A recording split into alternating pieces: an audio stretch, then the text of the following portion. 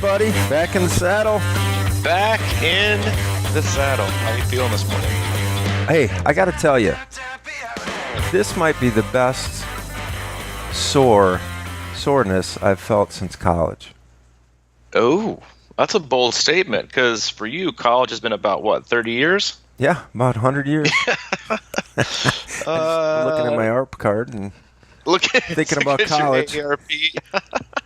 Sipping on your 25-cent coffee from Burger King. Yep, and eating beets. And your what? I'm eating smashed beets. And eating your smashed beets for breakfast. Welcome aboard, Crushing Iron Triathlon Podcast, episode 241. And I know that with confidence because over the weekend at our run retreat, I was presented a fantastic gift from Robbie Bruce, an athlete of ours, an avid listener, who handmade kind of a desk podcast counter so that I don't lose track. It's like one of those lap counters for swimming. It is. It's like a lap counter that, like you see, like when I used to swim year-round, like we use these like huge, gigantic counters to keep track of, like when you swam anything like a mile. And it's definitely going to come in handy, and it already has. Because if you've been listening to this for at least 50 to 60 episodes, you know that sometimes on occasion I struggle with keeping up with how many podcasts we churn out. But hey, when you churn out two a week and you have for 100 and something plus weeks, it happens. And, you know, it's all about consistency. It's not about the numbers. So, but yeah, great gift and a great weekend that we had out basically in the middle of nowhere. But it seemed like it was the perfect place at our run retreat. And we had a great time with great weather, except for a little bit of a drizzle on Sunday morning. But yeah, fantastic weekend, and I too am quite sore. Sore? I am quite sore. Mm-hmm. Well, you did a little extra. You're mapping out a lot of the hill routes and mapped out the routes. And I gotta tell you, I am without question the most sore from our team challenge elevation games. Oh, that's one of the things I definitely learned is that we did a lot of hiking. And I certainly feel that when I say soreness and what I'm feeling right now, it's that good muscle soreness that I haven't felt in certain places in a while. And that tells me I was working new muscles, which is the absolute key for me. I think we kind of get in the habit of running the same routes and whatnot and going forever on the same elevations. And we don't realize how that can, in the long run, I don't want to say make us weak, but make us definitely vulnerable. You know, you start thinking about flat races and you know, how you train for those. But, man, to get a well-rounded strength factor going, I think you got to just do a lot of different motions. And certainly hiking up, you know, 1,500 to 2,000 feet of elevation in a couple hours, just hiking, was a game changer. Yeah, and it's something that we've discussed on the podcast before, the benefits of hiking, or, you know, if you're struggling with getting out and doing anything, you know, put on a backpack, throw a few books in it, and get out and just go for a hike. And you work different muscles. And yeah, what we did is we put separate everyone in teams of 4, and you went out and the goal was to see how many feet of elevation your team could climb collectively and then average it out. And so there were many, many hills to choose from, but it was a painful 2 hours of very little running, but equal amounts of pain in the hiking and using the different muscles. And I think sometimes, like you said, like we forget, especially when you run the exact same route, even if it is hilly, you're still running the exact same incline every single time. And the differences between 2 to 4%, 4 to 6%, 6 to 8%, or even 8 to 10% grade some of the inclines, you will start to use more and more of these different types of muscles and for longer. And I think that was something that as we kind of shuffled through different gradient and different length hills during this weekend, that I think it was fairly evident with most athletes and how different you had to attack the hills, the form you had to use to make yourself the most efficient, and then also, just the amount of burn you could feel from one that might be fairly short, 100, 150 meters, to the longer, more sustained, inclines that, require, totally different focus and muscle groups altogether. Mm-hmm. It was interesting because as we were doing that, which was by the way the last thing we did after running a lot of hills, and then when the last day we we did a low recovery run the next morning, but it was mainly a recovery hike of sorts. And it was interesting to me how certain hills really kind of nailed different muscle groups for me. I could feel my quads on some of these, and then others it was really in the calves. And for me right now, the glutes are what are really kind of fired up. So, and it's the the outside glutes, kind of the hip flexor area, I guess, maybe. And those may be, probably tougher areas to train, in some regard. And I think that's probably why what we did this weekend is going to just, as I think Sam was calling it, putting money in the bank. It's just going to get interest from here on out. Exactly. And it is. It's hills, and again, that's why we talk about this so much and so often, I know. But hills on the bike, hills on the run, like the reason that they're so important, obviously, but also the reason that so many people just totally neglect to do them is because for most athletes who are looking for the immediate return, the immediate validation, the immediate I got faster or I am faster today, if you're doing lots of hills or hills frequently, or you're doing the type of volume or the type of grade that we were doing this weekend, you're not even caring about your pace. Yeah. You're just caring about so you're not going to see, kind of like you said, Sam was saying, you're not going to see your immediate return on investment. You're not going to see it, but you'll feel it. But again, in the world that we live in now, when everything is instant feedback and instant analysis and instant, justification for the exact workout and the intervals and the pace that you did, most athletes choose not to do that because it leaves this gigantic gaping hole of, so I wonder if this is going to work, or I wonder if doing this was worth it. And when you do hills, obviously, your pace is going to be slower, and that was one of the things, and I'll talk about that for a minute if you don't mind, but on one of this, when you're doing really challenging hill repeats, and I'm talking long, very, very hard hills, one of the things that I really kind of try to drive home and instructed the athletes to do on the hardest of the hill sessions that we did was to walk back down the hill. And I know that a lot of athletes, I don't need to walk down the hill. I can run it. They don't want to see their average overall pace drop. But when you're looking at the purpose of specific sessions, and if you're really looking to attack the hills and use good form and work on strength and power, you need to totally recover. And so a lot of times athletes they do this on the bike, they do this in swimming, they care about average pace over the whole workout than they do care about the specific stimulus and adaptation you're going for. And what usually happens is it causes athletes to not get the full benefit because they're so concerned. Like, so for example, these were timed overall hill repeats in that you were doing it for a specific amount of time. So you got no extra credit for trying to get through the progression quicker. So if I just said 5 repeats, you could have gone up the hill and let's say it took you 2 minutes and then you could run back down. But because you never got totally recovered, you probably will bump up the next one to a 210 or a 220.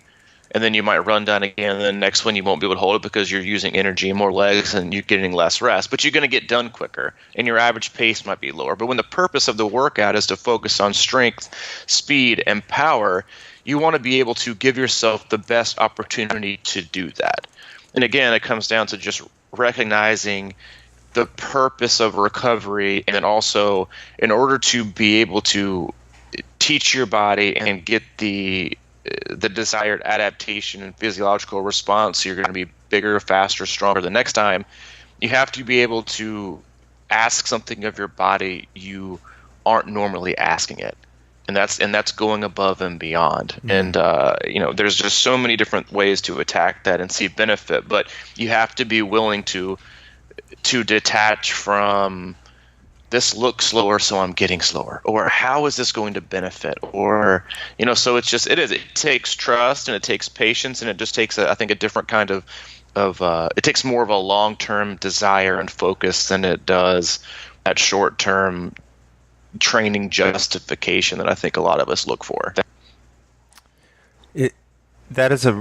When you talk about it like that, let's see, before we did that long hike, the last thing we did was the speed uphill workouts, and I went to a couple different groups, and one of the groups was running this monstrous 4-level hill climb thing, and I got there and did I think they did like 9 of them or whatever. How long was the time? Hour or something like that?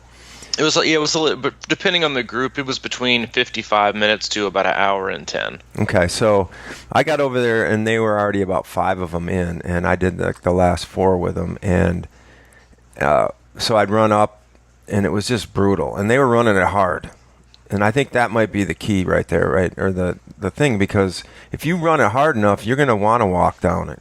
You know what I mean? And walking isn't always just a piece of cake, if you're running that hard. So by the end, we got to the last one in the hour and 15 minutes or whatever, and I was running with Chuck, and we were walking back together, and he kind of said, just joking, I was like, we're getting better at this because this walk down was slower than the last couple or whatever. So maybe 10 seconds longer or whatever like that. It was just all about taking your time, getting that recovery or whatever. And then, so we ran up that last one, and we got to the last section hill, and he's like, come on, man, let's go. And we just kind of put our quote-unquote hammer down and ran as hard as we could up to the finish. And I got that sort of, I was telling you that that feeling you get in your stomach when your stomach tightens up, and you can almost feel like, it's like why I think some runners puke or something sometimes, because I don't know what's going on, but you can tell you're really working and you're breathing, and it's really tough for you. But to have him push me like that at the end and really feel that was an indicator for me that I don't think I've been doing some hill repeats on my own, but I certainly don't think I'm working them hard enough, because like you said, then you just turn around and run down, and you kind of lollygag down, and you kind of half-ass it up. So you're kind of doing neither. You're not recovering right necessarily, and you're not pushing it right on the hills. And that's what I love about hills too, is that you can push it. And we pushed a lot this weekend, and there's a soreness, but it's manageable because of what we did it and how we did it. And hills are just so much less pounding or something. I mean, going up them. Well, it is. It's like if that was a run camp where we were just running every day around a track, or for like go out and run 10 miles of flat and come back, and just running, putting mileage upon mileage on. It was very targeted. You just can't do it that way on asphalt, concrete, or on a track. You can't. It's just not safe. Like I wouldn't do it. Like if this place was like, hey, we're never going to be able to have another camp again, or we're going to pave all the trails, and make them flat, then I'd have to look at somewhere else. Because one of the greatest things about doing hill work when you're running is that it does, if you're paying attention and you're focused, it does demand you to focus on your form, to drive your arms, to drive your knees, to have a quick turnover, to really focus on what you're doing and be powerful, versus what a lot of people do, and as a lot of people can mindlessly run on flats. And it also takes the pounding away. It's more of a muscular fatigue. Like, you're not going to feel like that skeletal decline and fatigue over the course of a long run that you might find on pavement and asphalt, which can cause your mechanics to totally crumble because your supporting muscles are toast. And then that could really lead to some really, bad injuries. And running on trails, I mean, obviously always comes with the small risk. Like you might tweak an ankle here and there because you landed on a twig or a rock, but you're not going to be able to get to a place with the amount of intensity that you're running on to risk a lot of these injuries that you will have on different surfaces, and that's why there's this huge stereotype, I think, and I think I even discussed it with when I went and got a mountain bike a few months ago. Was the owner of the shop was like, yeah, well, triathletes just like to go fast, which I think is fair. If you're going to make a blanket statement, but a lot of people just like to go fast. And there's nothing wrong with that. We all want to be faster. I mean, hell, that's why we do it. We do it to push ourselves, so hopefully we can become faster. But to a point, it also can lead you towards more of a negative return in wanting to show and be and look quote unquote faster every day. No one that came to the camp we had this weekend, no one that focuses on challenging routes, hilly routes, are going to always be concerned and obsessed with quote unquote looking fast, being fast, feeling fast. And when you look at athletes who are progressing and working more towards longer distance triathlon, you need to be stronger. Your fast isn't going to matter unless your body has the ability to be durable enough to sustain the amount of work you're going to have to put forth for a long amount of time. And the same goes for running. Your running regime and your running sessions and whatever programming you have might seem beneficial, but to be quote unquote fast. But if you don't have the durability to hold it after you've been able to push yourself on the swim and push yourself on the bike, and you hop out on the run course with not fresh legs and not the ability to hold a really solid posture, and you're already starting to have some musculature breakdown because you are already fatigued. You maybe even be slightly, behind on nutrition, and then you're gonna expect your same body to run that fast. It's not going to be there unless you have the strong to lead it far enough to where you can depend on some of that and use some of that fast. Mm-hmm. You can be strong and maybe lack a little bit of fast, but you can't be really, really fast and lack strong. Because you're just not going to be able to hold it for a long period of time, and that's why I think that to a point, if you're an athlete who's really, really looking to be better and become the best version of yourself in whatever sport it is you're doing, you have to be totally 100% focused on also just working really smart and working really hard. Yeah, the common theme that I got from everybody now.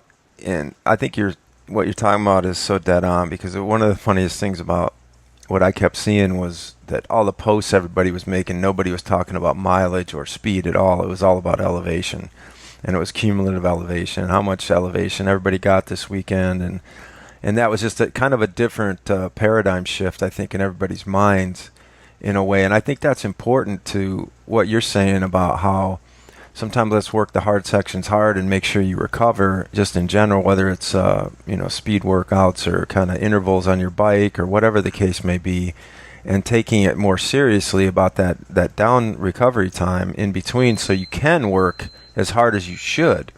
And everybody's posting that elevation gain. So now I think it's sort of like, okay, I feel like I did a lot of work even though I didn't put up quote unquote the good numbers that I normally want to look at. And one of the common themes I kept asking people, how it was going, obviously, and then one of the questions I asked is, what do you think you're going to take away from this?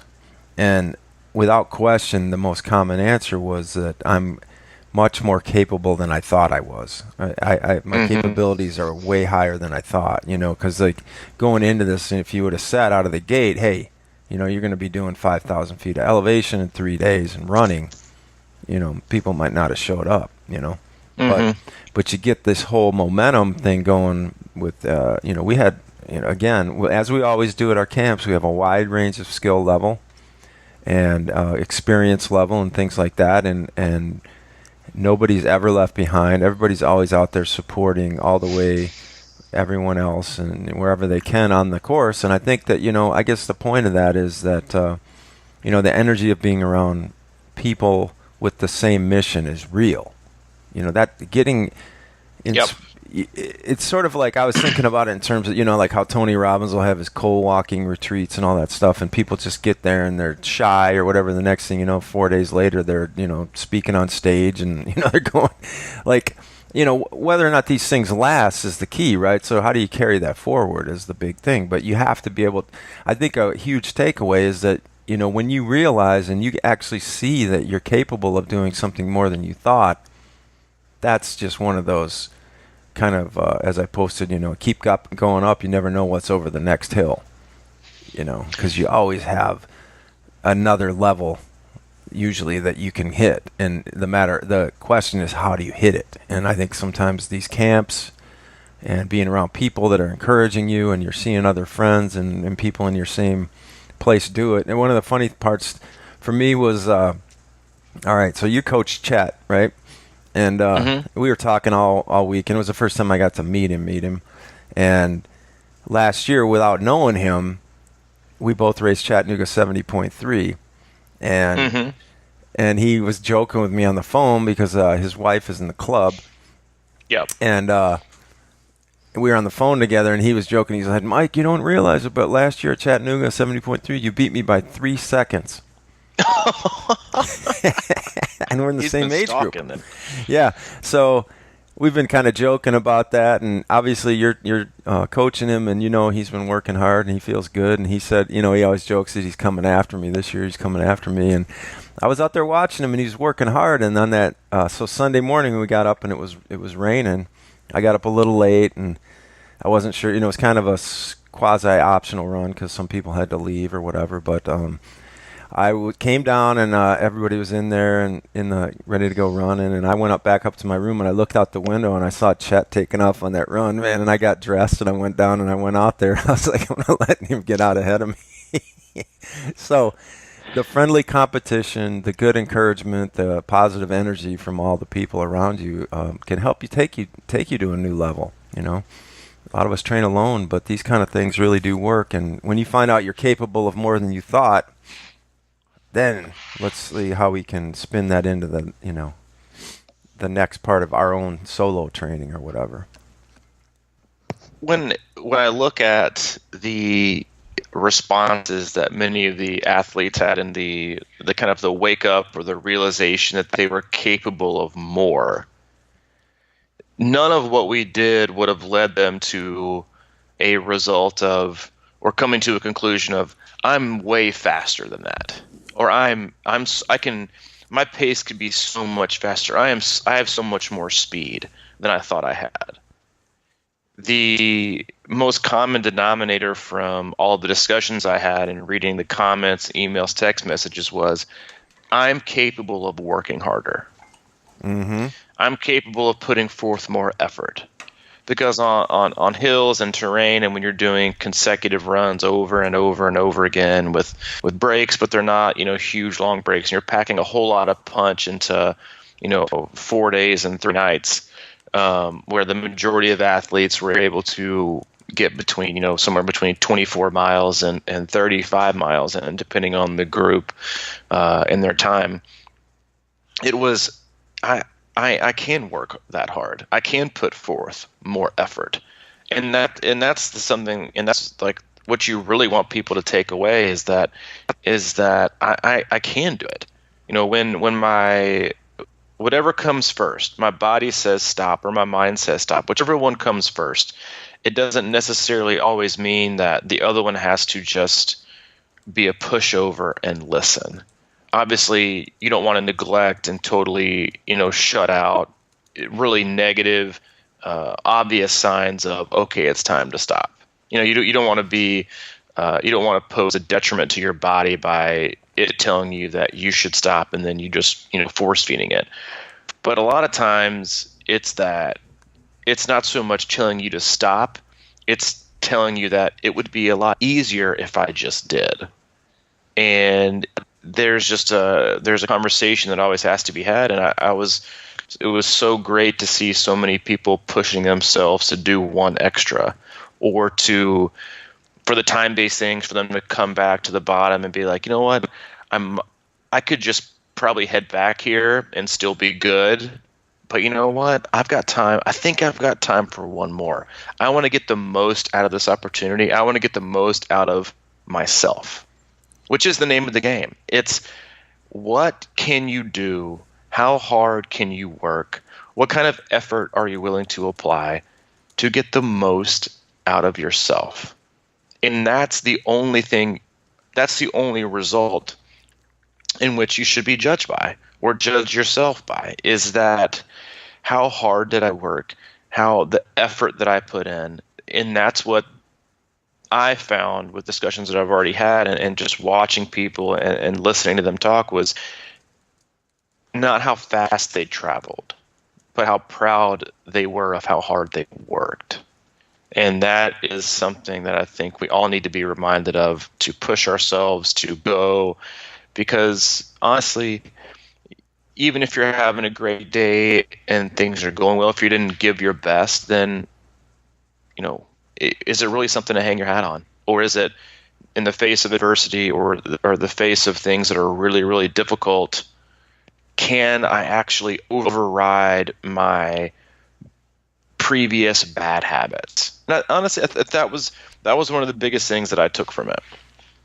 Whereas athletes that said, previously I would have just stopped.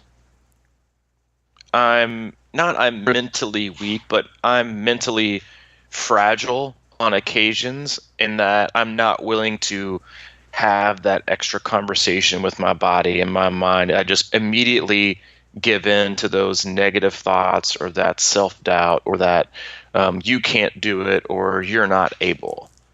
It was, all right, let me see if I can do this. Let me show myself I can do this. Because I think we all have, everybody has this one area of this one thing, or at least for most people, where they have self-doubt or they're incredibly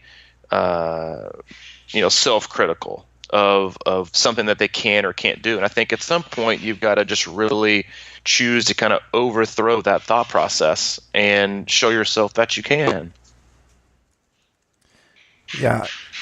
It's did you see on that timed elevation challenge that we had? It was interesting because it was one of the challenges you had to be back to the lodge and inside before a certain time, 4:30 or something. And everybody started getting closer and closer to the lodge, and then some people got back at, like 10 minutes to or 8 minutes to, and they didn't really have time for another huge hill repeat, so everybody went inside the lodge and started. There was like 20 people going up and down the staircase. It was like, after all that, and then all of a sudden the energy of the group, people were like, we got more, let's keep going. And you're right, man. It is how do you get past those certain thresholds of but I think that's the thing, right? Is once you hit that, and you got to see it for yourself.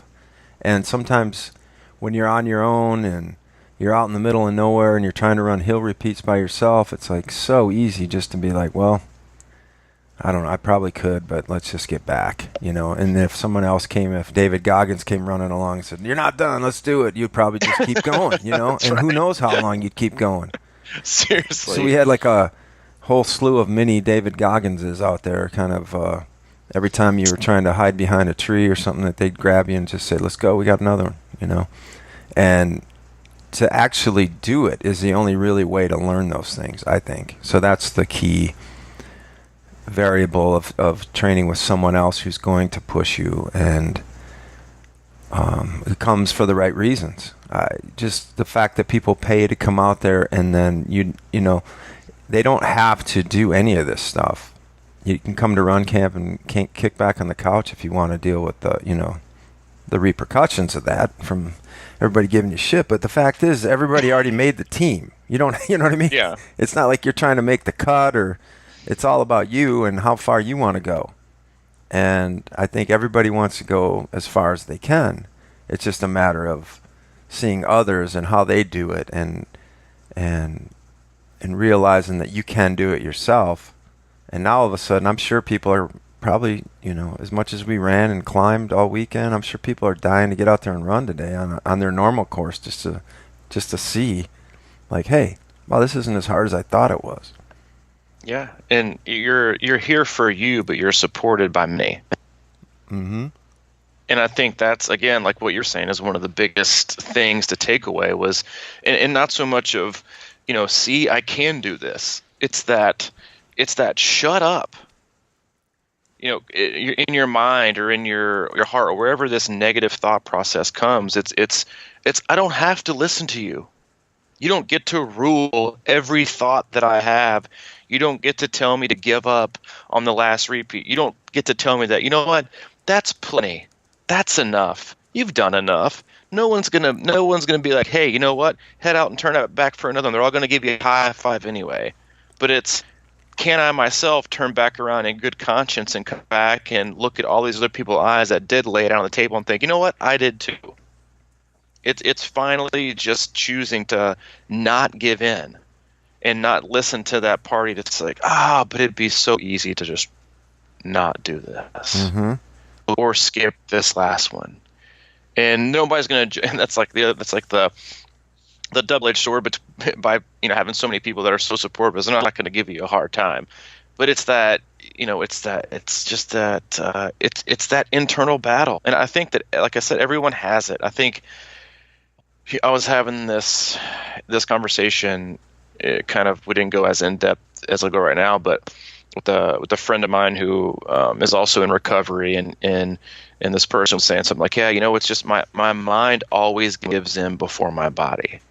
And I think that's common with anyone in recovery, because when you've dealt with some specific things in your life, your mind always kind of gives in and looks for the easiest way out sometimes. And in the past, for many of us, that was drug or alcohol or whatever it is. You don't want to deal with it, so you just stop and you pick up something else. And when you get into endurance sports, endurance racing, sometimes your mind will feel that pain, and instead of embracing it and choosing to stick with it and go and trust and have faith that you can actually accomplish it, you just kind of give in. And I think other people have those battles too with different things that have happened in their lives, and traumatic experiences or horrible coaches that they had growing up, or things their parents would say. Like, we all have those, and I just think the more opportunities you can give yourself to not prove that you can go faster or see it, but to show yourself that you can feel it and change that internal dialogue within yourself. That's, I don't have to quit. I don't have to stop. I'm not soft. I'm not a quitter. It's, I can just do my best and give my best effort. And when I do that, I feel good. The biggest result you could have was, I feel so good about today. And none of it was, my pace, man, I crushed it. Or I did this, right? It was, I feel good about today because I worked hard. And I showed myself something that I didn't see or know or feel before, or that I doubted that I was capable of. And none of it came from their watch. None of it. It came from what they accomplished and how they felt and the energy and the work that they put forth. And the more opportunities that we can have to put ourselves in those situations, the easier, quote unquote easier, it's not going to feel easy, it'll be to have shorter conversations in the future that don't lead you to quitting when you don't need to quit. Yeah, and it's little things too. Like, when we went on that last elevation gain hike, I had we got into the hills way away from the lodge before I realized that I forgot to fill my water bottle up. I had just a quarter of a water bottle, and I knew we were out there for 2 hours. And that's a little thing, but it's one of those things where I realize that, it's just a crutch sometimes. And I was like, and I immediately just flipped it off. I was like, you know what? I don't care. I'm not going to harp on this. I'm not going to think about it. And I'm just going to kind of hike, and I'm going to ration. And, and it was the same thing, and I think about those kind of things a lot in training, where, if you don't have the proper nutrition, I mean, that's just like, okay, sure. It's such a big, I don't want to say, maybe an excuse, but everyone, that's a big one, right? It's like, the nutrition just didn't go right. It didn't go right.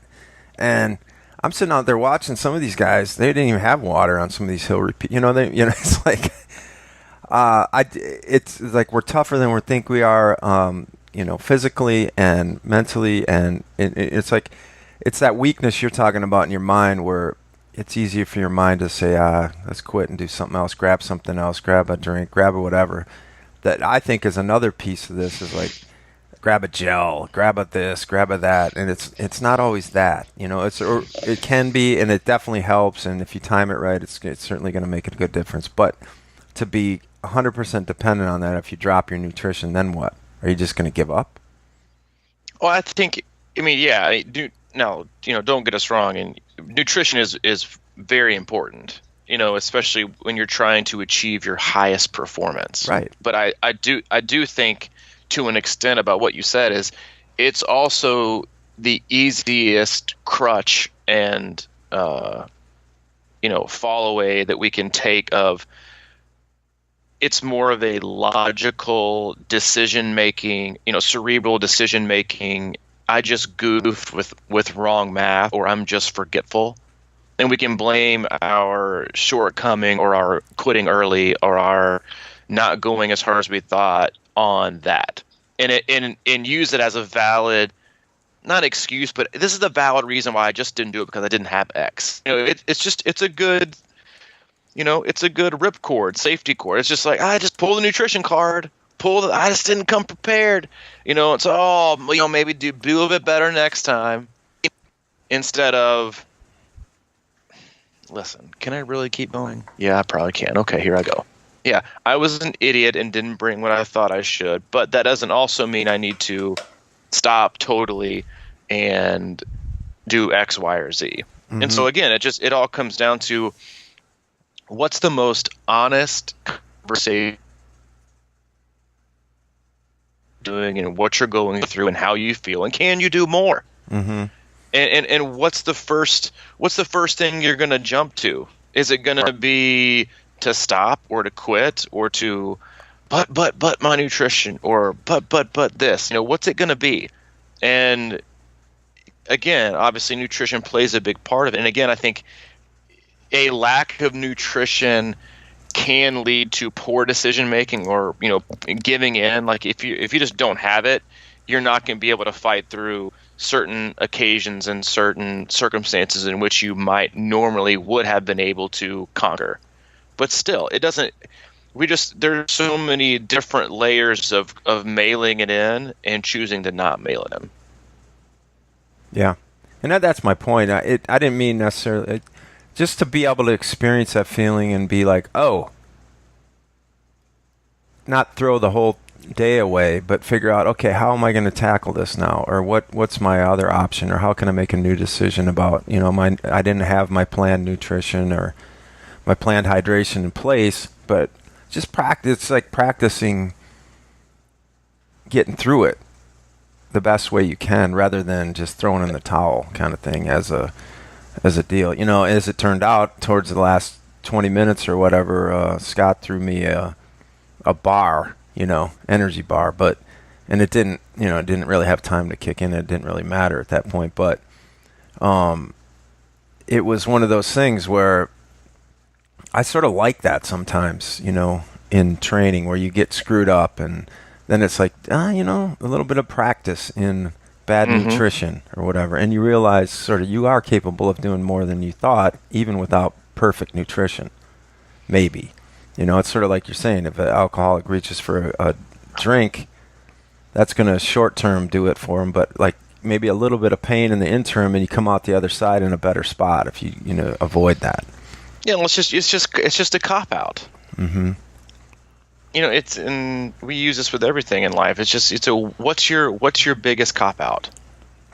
What's your biggest excuse? What's your biggest reasons for not? Being in recovery for a little over 5 years, it's like I've had so many conversations and with people in recovery as well, and in different stages. And it's like, yeah, but life's rough, so I figure why not? I'm like, there's never a good reason, for one.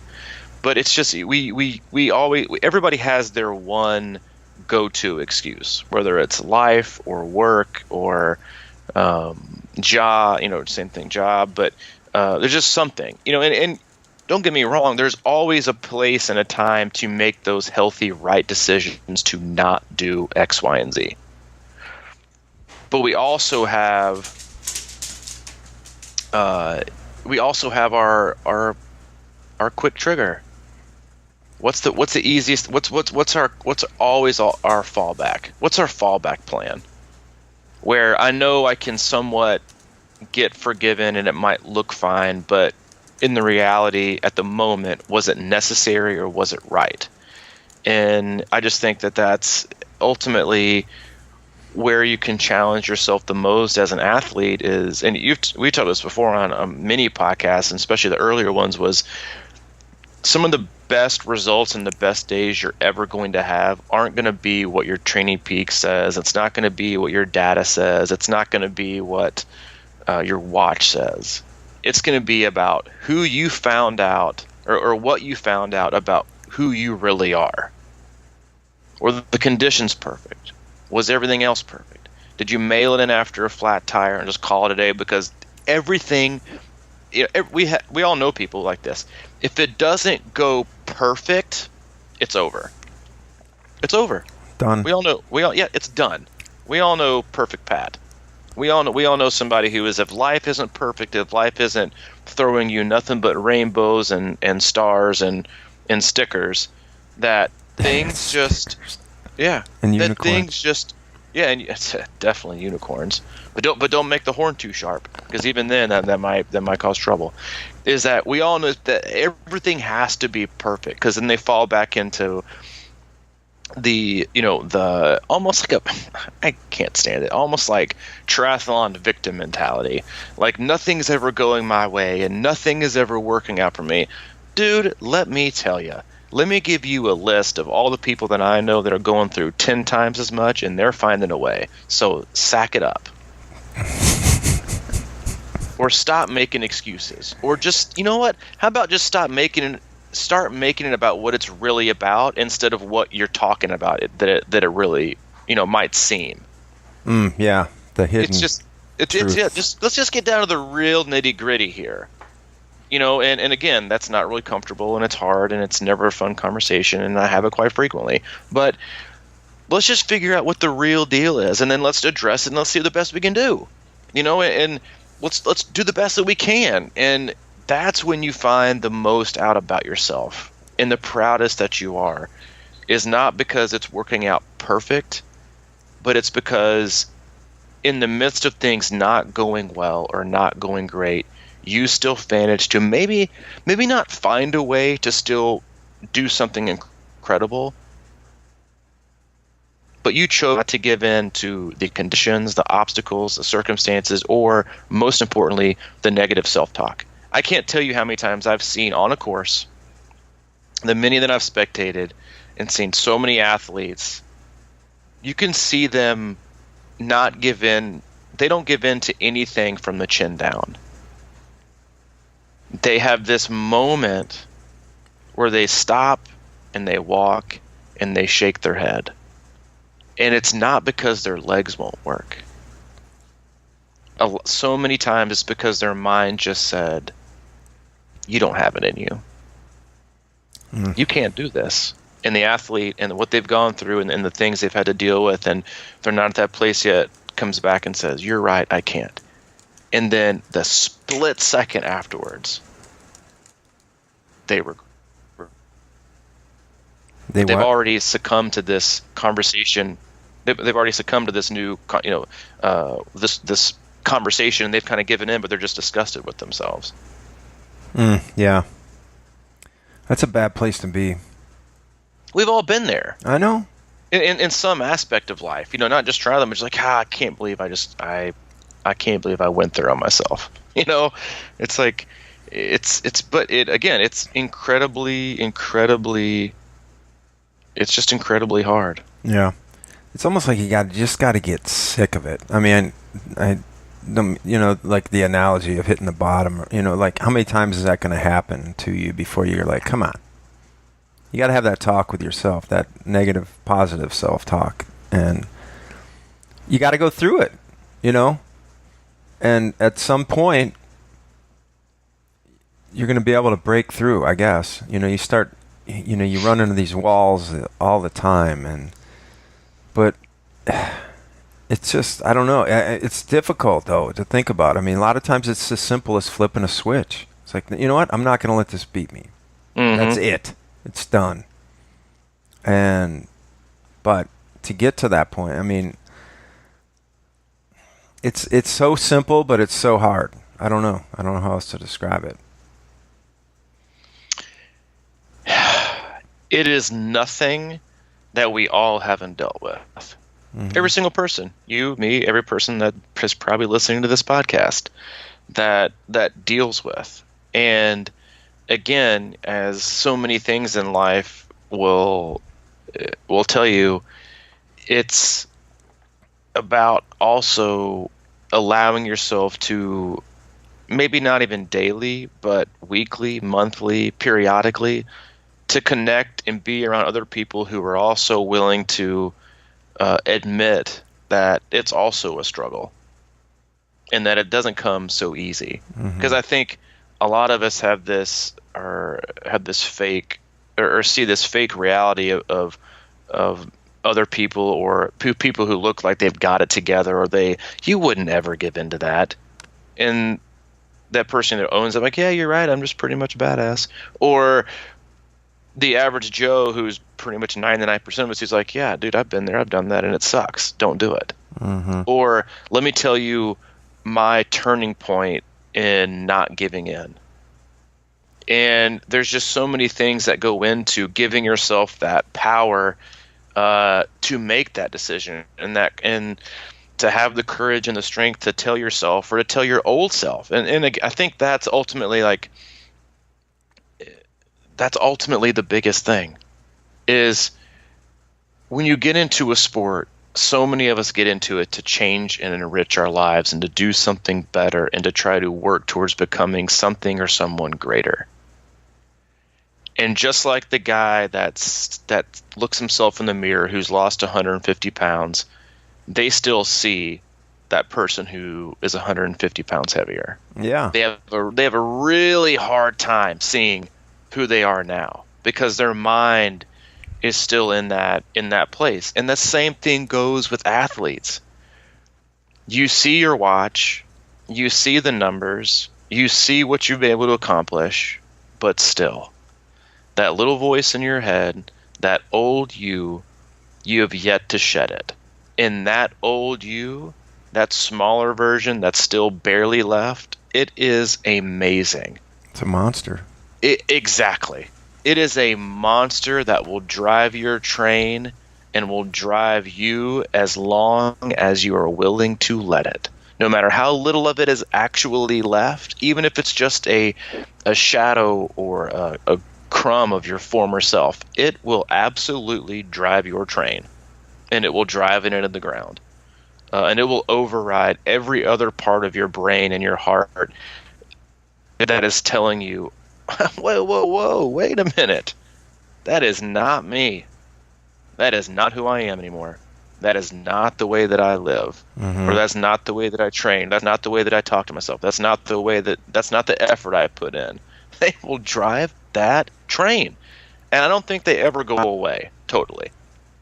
I think they're always kind of just there. I don't think they will rear their ugly head less and less and less as you deal with it and become something different and learn how to have these conversations, after, years and years and years. But I think it'll always kind of be their smaller voice, but it's not something that you have to listen to. No, because that voice, everything gets more power the more attention you give it. So it's kind of like, as I think of analogy, that in that person that you were talking about that has lost 150 pounds and they've decided they're going to do an Ironman, and they're 12 miles into the race or the marathon, or 13 miles, and they still got half the way to go, and they decide to start walking. And then it's like you said, it's like, that even though they've trained for an Ironman and they've gotten themselves on an Ironman course, and less than 1% of people that do these kind of things, they've gotten to that level that little voice is still there telling them they suck or they've done nothing. And it's kind of weird. So how do you get over that? I mean, I've been on the back half of Ironman and started walking and got that thing, and I'm just going to walk for a while. But I think the only way to get over those things is to do something, and do something to sort of kind of overpower that voice with the good side of it. And that could be something as simple as like, all right, you're 13 miles away, but instead of walking, just giving in and walking the whole thing, what I'm going to do right now is I'm going to run 10 steps. And then I'm going to walk a little bit. And then I'm going to run 15 next time. And I'm going to slowly build that up. And I'm going to start doing good things again that kind of get me moving in the right direction and silence that voice with the, it's like the one heckler in a stadium.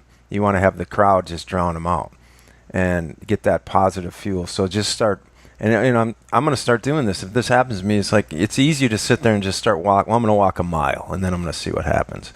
But just start by doing little things. Or like, we always say, just if you're not feeling like doing your workout, do something.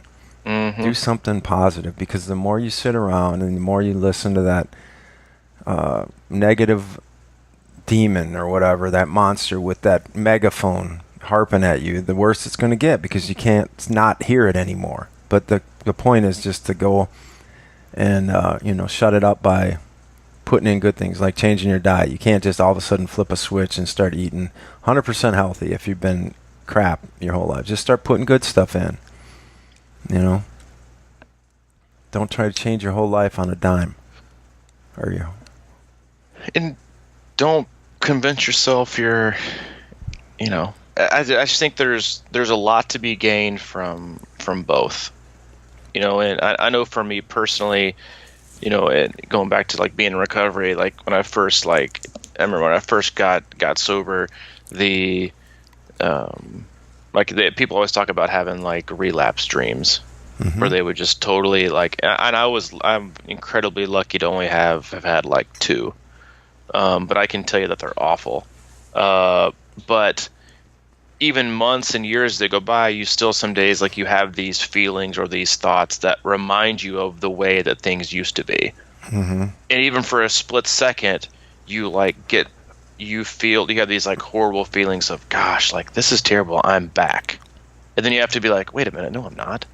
Like wait a minute, like that's not real life. It's like, I think even people who don't deal with that, like they have these really vivid, like awful dreams, and they wake up and it like wrecks their day, even though it's totally a dream and not reality.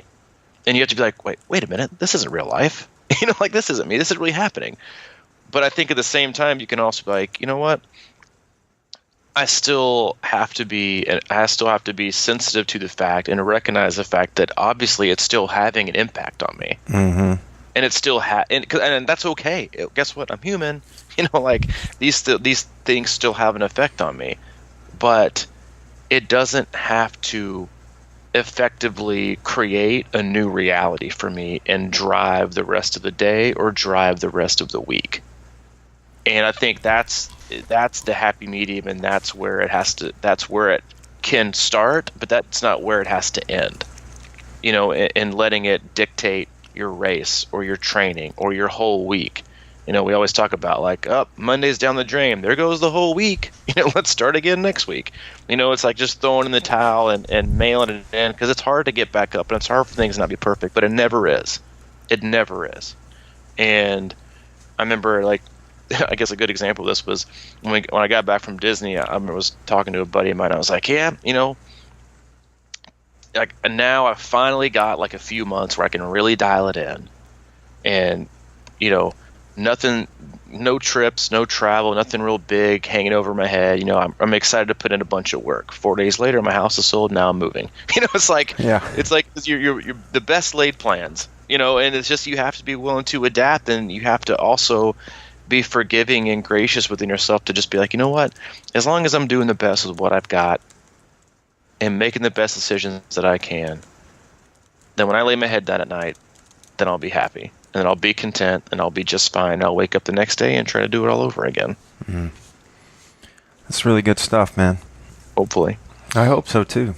Hopefully. And again, like, to close us out, like, Mike and I aren't telling you this because we're perfect We're telling you this because we're imperfect, and we have already gone through, or are currently going through, or have recently gone through these kind of conversations within our head, or back and forth with each other, or at some point within our training life.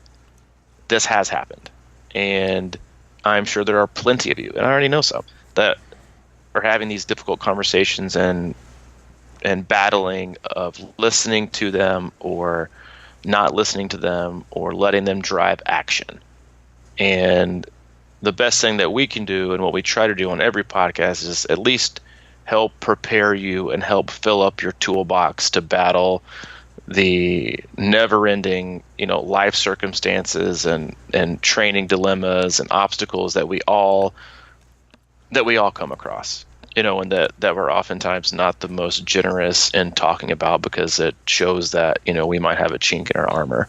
But if we can equip you better and maybe help it not be a week-long suffering, but a 2-day, then we've hopefully done, our due diligence. So again, it's not because we haven't been there and haven't thought it. It's because these are exactly all the things that we've both have gone through and have gone through recently, or know somebody that has. Mm-hmm.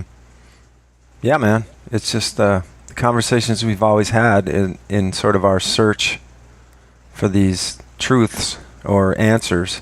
And, heck, I'm so far from having this stuff figured out that it's a good reminder. I love having these conversations because it's sort of seeking, and that's something I'll never give up, and it's actually fun for me. That's the beauty of it too, is that demon or that voice in your head, that's an obstacle, and that's kind of part of life, right? Is if everything was perfect, it would kind of suck, and it's fun to overcome these little challenges and figure out solutions, and that's the whole deal. And Mm-hmm. I think that's just kind of how we go about it, and talk it out and experience it, and go back to the drawing board and see what's next. And what's next? Do it all over again. Exactly. So what looks like next is that's right, man. Some more running adventures in our life. Maybe. That's right. Yep. Well, I'm gonna go get my boots and work. Oh, you're gonna work in the boots? I'm gonna work in the boots, man. I'm gonna catch up on some training peaks, do some work, some analysis, and get recovered, and then go for a little swim later. A little recovery swim. Yeah, that's what I'm going to do too. Can we shout out to Normatec for that? Absolutely. Yeah. Absolutely.